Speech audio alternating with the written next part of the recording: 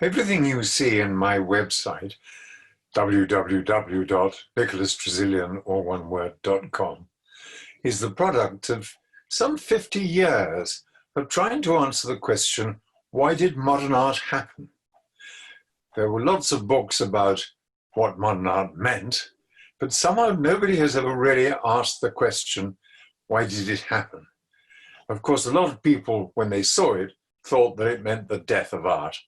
And in particular, because that was a time when decline was much in people's minds, though in fact we were growing terrifically, the reality was that it was, in a sense, a kind of decline, because art went from rich images, closed images rich in organization, to closed images rich in chaos, and then finally to chaotic images. And particularly, so the rich in chaos was, closed images rich in chaos was abstract art. And then the totally chaotic images were those of concept art, which sort of hesitated on the edge of being objects and being things in time and objects and events, and hesitated also on the edge of being inside and outside art, starting with that famous urinal by Monsieur Duchamp, and then institutionalizing in the 1960s, 70s, 80s, and 90s, and still actually running on concept art. And that gave a lot of people reason to say that this dematerialization of art was leading to the end of the whole kabungle, and that Western civilization's gradual decline into commercialism and so on, and moral decay was exactly represented, or as one quite respectable scientist put it quite recently, modern art went ugly because it was an ugly world. Well, and even the greatest scholars, as I mentioned in my last piece, E.H. Gombrich, when confronted with the beginnings of the abstract, Picasso, Nicholson, and so on and so forth, Kandinsky and others, dubbed it experimental art. Well, in the end, the experiment outlived the experimenter, so to speak, and this enormous cultural coach and horses went on, and art didn't die. Instead, concept art, with its sort of wetness, essential lubricity, provided a barrier, a threshold through which art began to change. And it went towards the open image. So it had come from closed images like paintings and sculptures, and it went towards open images like installations and contextual pieces and performances. And the question was at the time, why on earth? How do we, since we only had one word for art, how do we turn out to have two kinds of art going on? And we have two kinds of art for a very simple, a very fundamental reason, which is that we have two ways of seeing the world. We can see the world as an object, and we can see the world as an event. And if you can't tell the difference between them, it's jolly difficult to cross the road in safety. Academically speaking, you could say that the reclining nude in the traditional artist's studio is an object in space. The nude descending the staircase, pioneered by Duchamp himself, is an event in time. And there are two different categories. The one is a particle, and the other is a wave, to put it in quantum physics terms. In other words, visual art follows the photon. But while it's an amazing thing that we have two different ways of making art, and as for the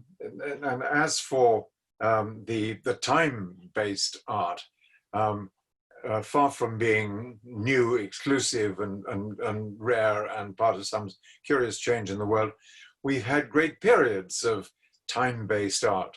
The cave art of the hunters-gatherers, the thousands of years of tomb and temple art of the farmers. In fact, in the long run, historically speaking, time-based art, ritualistic art, is actually art's default position. So in returning from closed images to open images in this process of transition, this great phase transition of the modern age, art was actually returning to default rather than escaping from it. But then comes the question, if we have the two kinds of art, why do we need two kinds of art? And the answer lies in our ecological evolution. Ecological evolution is what we human beings uniquely do. Biological evolution affects us all, drives every organic change. We at present are the only species which can systematically adapt to cultural, to existential challenge by changing its own ecology, its own system of relationships with nature. And we've only done it twice.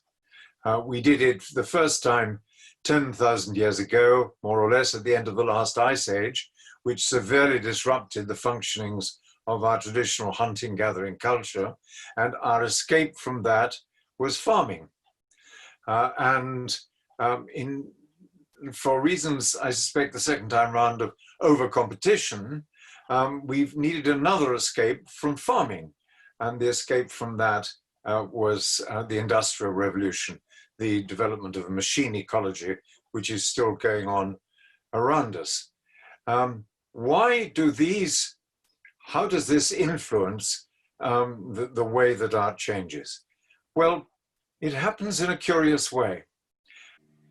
Now, we in the West are habituated to 500 years of an evolutionary saltation from farming to industrialization, which is still rolling on, I may say, tend to see our ecological evolution as a continuous process that just unfolds, infinite numbers of tiny changes.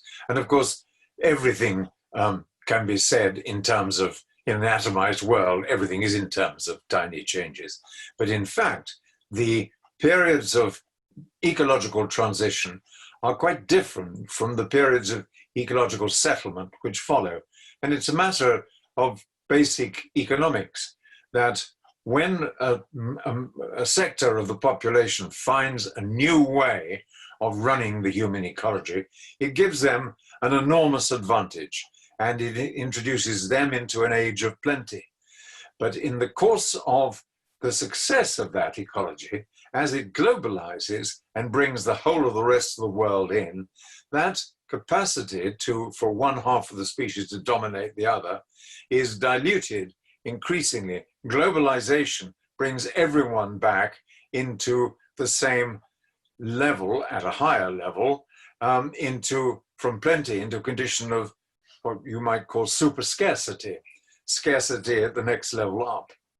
And so we go from periods of closed evolution where everything is settled, we have the breakout into open evolution where everything is in transition, and then we go back into closed evolution where we've run out of the inequality and the funds essentially to rebuild our world in that way by changing our ecology. And instead we have to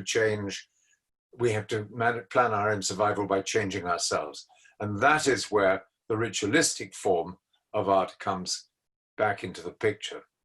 So we have these two kinds of art because we have the two kinds of ecological experience, and each needs to be transited in different ways. In this context, you can think of art as a kind of cultural glue. Art binds.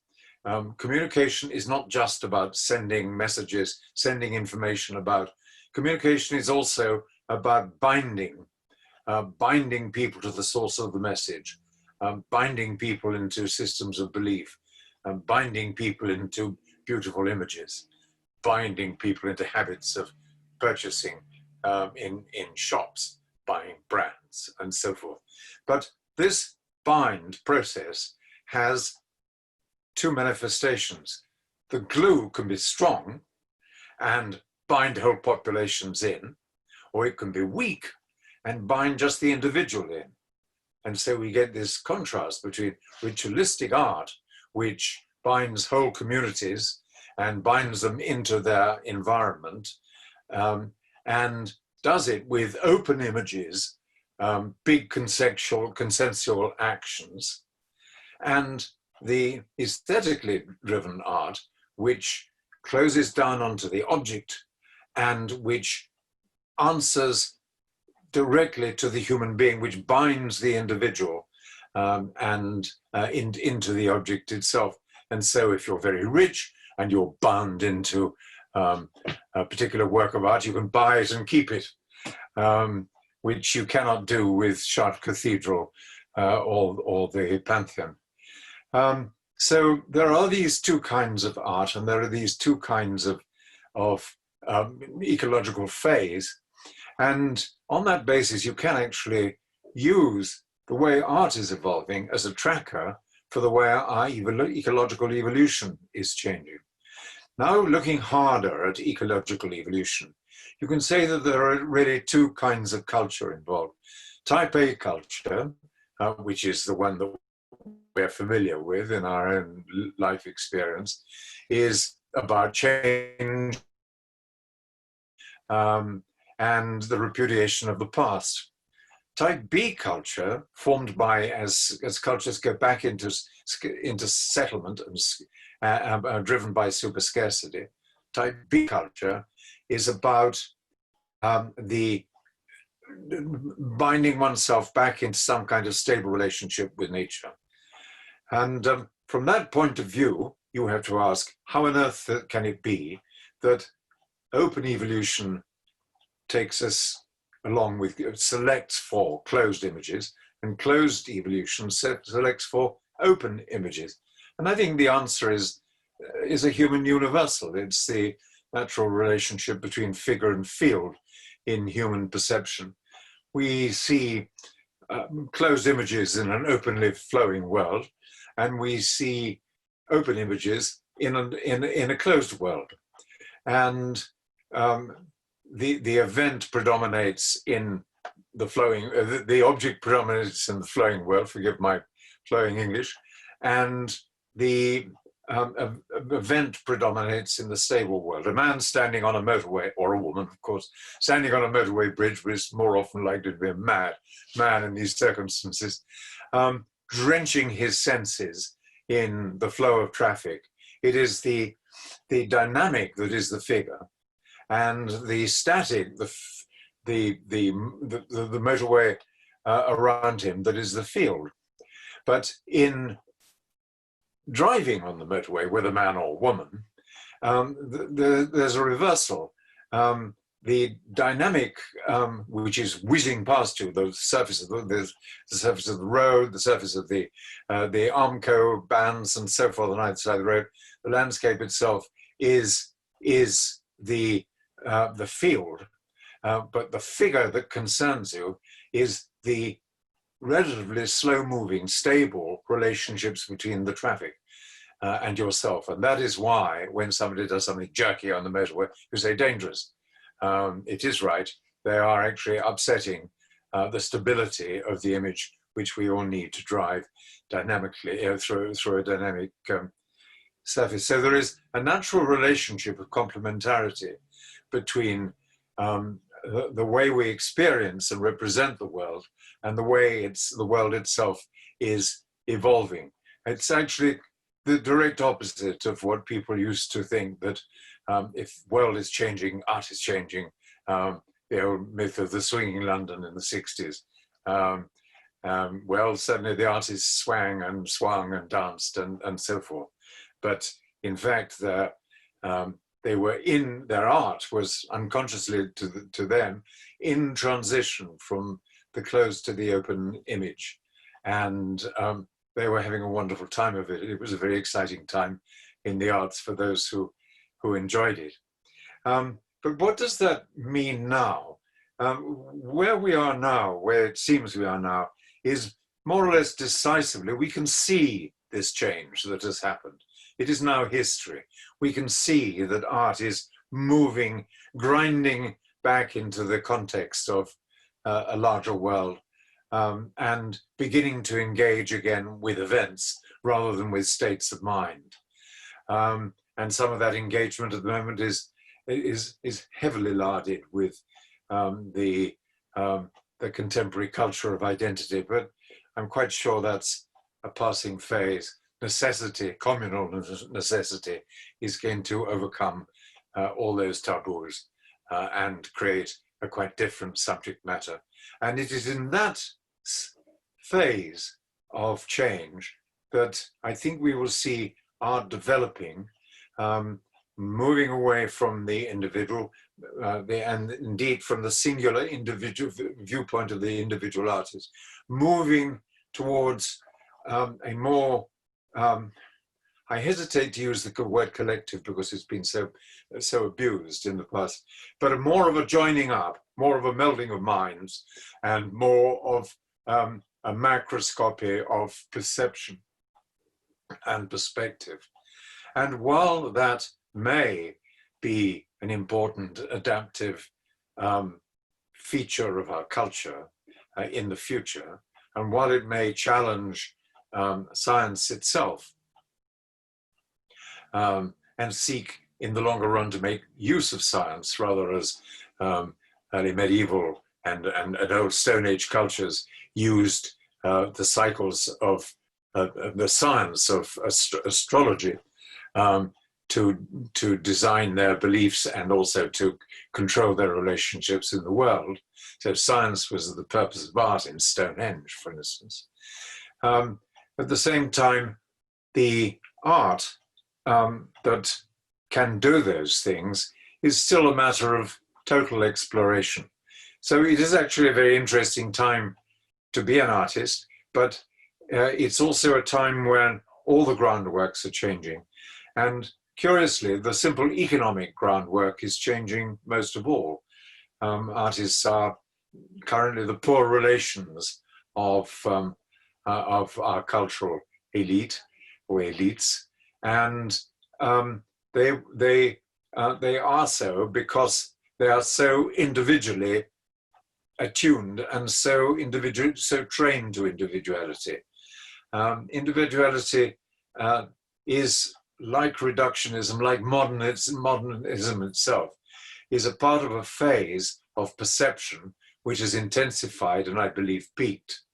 And the cultural innovations of the future will be much more to do with the sharing of perception and the sharing of contact and the sharing of a desire to live in the world, but not to fake it. And at that point, I think, at this point, we also have to remember that there have been various attempts to fake a ritualistic world. Communism led to it, those parades, the tribalism that communism insisted on. Fascism did it, insisted on it. There are various weaker forms or more marginal, but still sinister forms of fake ritualism and fake history backing them and so forth. So this is not a simple journey. It is not one that we can fly off. There is no Elysium. There is a price for everything. There is no, there's no simple way. But I strongly believe that the human imagination in my fellow artists, my fellow intellectuals, is moving already, and even in the shop fronts and windows of the great shopping streets of the world, everyone is slowly becoming aware of this strange fact that we are in a singleton world, a singularity in the universe, and we humans have just this, us and the animals and the microbes, to exist together. And it's a matter of choice to some degree whether we resist or allow to flower the instinct that has kept us alive up till now. And next time I will try and talk more extensively about the possible models for that kind of change.